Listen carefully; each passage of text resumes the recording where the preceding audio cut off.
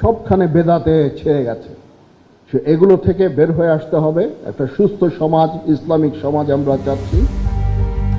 সম্প্রতি পবিত্র হজ পালন শেষে দেশে ফিরে দাড়ি রাখা থেকে শুরু করে সামরিক জীবনে ধর্মীয় অনুশাসনের গুরুত্ব তুলে ধরা বাংলাদেশ মিলিটারি একাডেমিতে ইসলামের 4 খলিফার নামে নতুন কোম্পানির নামকরণ এবং সবশেষ আর্মি ইন্টারন্যাশনাল ইসলামিক ইনস্টিটিউটের উদ্বোধন, অল্প সময়ের ব্যবধানে ধারাবাহিক কয়েকটি উদ্যোগ ও বক্তব্যের কারণে নতুন করে আলোচনায় উঠে এসেছেন বাংলাদেশ সেনাবাহিনীর প্রধান জেনারেল ওয়াকারুজ্জামান।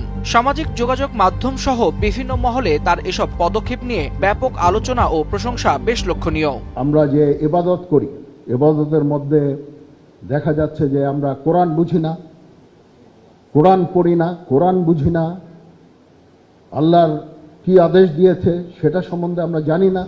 সোমবার সকালে রাজধানীর জলশিরি আবাসন প্রকল্পে আর্মি ইন্টারন্যাশনাল ইসলামিক ইনস্টিটিউটের উদ্বোধন করেন জেনারেল ওয়াকারুজ্জামান। উদ্বোধনী বক্তব্যে তিনি বলেন, এই প্রতিষ্ঠানের লক্ষ্য হল ইসলামী মূল্যবোধ ও আধুনিক শিক্ষার সমন্বয়ে নৈতিক, সুশৃঙ্খল ও আন্তর্জাতিক মানসম্পন্ন নাগরিক গড়ে তোলা। একই অনুষ্ঠানে ভিডিও কনফারেন্সের মাধ্যমে দেশের আরো 7টি অঞ্চলে আর্মি ইন্টারন্যাশনাল ইসলামিক ইনস্টিটিউটের শাখা ভিত্তিপ্রস্তর উন্মোচন করেন সেনাপ্রধান। মডার্ন এডুকেশনের মধ্যে ইসলামিকের এডুকেশনের কোনো ভ্যালুজ নাই, আবার ইসলামিক এডুকেশনের মধ্যে দেখা যাচ্ছে যে মডার্ন এডুকেশনের কোনো কিছু নাই। এতে করে যারা ইসলামিক এডুকেশনে বড় হচ্ছে তাদের সমাজের রোলটা কনফাইন হয়ে যাচ্ছে। তো এই জন্য this fusion is very very important, modern education and Islamic education. And আমি মনে করি যে এইভাবে যদি আমরা এডুকেশন ইনস্টিটিউশনগুলোকে গড়ে তুলি তাহলে আমরা একটা এডুকেশন সিস্টেম পাবো যেখানে ইসলামিক ভ্যালুসগুলো থাকবে, মডার্ন এডুকেশন থাকবে, সোসাইটি লাভবান হবে। সেই উদ্দেশ্যে এই ইনস্টিটিউশনগুলো ক্রিয়েট করা। এর আগে গেল 1 জুলাই বাংলাদেশ মিলিটারি একাডেমিতে 2য় বাংলাদেশ ব্যাটালিয়নের উদ্বোধন করেন সেনাপ্রধান। নতুন ব্যাটালিয়নের অধীনে 4টি কোম্পানির নাম রাখা হয় ইসলামের 4 খলিফা হযরত আবু বকর, হযরত ওমর, হযরত ওসমান এবং হযরত আলী রাদিয়াল্লাহু তাআলা আনহুর নামে। সেনাবাহিনীর পক্ষ থেকে জানানো হয়, আধুনিক যুদ্ধক্ষেত্রে চ্যালেঞ্জ মোকাবিলা এবং ক্রমবর্ধমান ক্যাডেট সংখ্যার প্রশিক্ষণ কার্যক্রম আরও কার্যকর করতেই এই নতুন ব্যাটালিয়ন গঠন করা হয়েছে। তবে 4 খলিফার নামে কোম্পানির নামকরণও জনপরিসরে বিশেষ আলোচনায় উঠে আসে। গেল 1 জুন পবিত্র হজ পালন শেষে দেশে ফিরে দাড়ি রাখেন সেনাপ্রধান।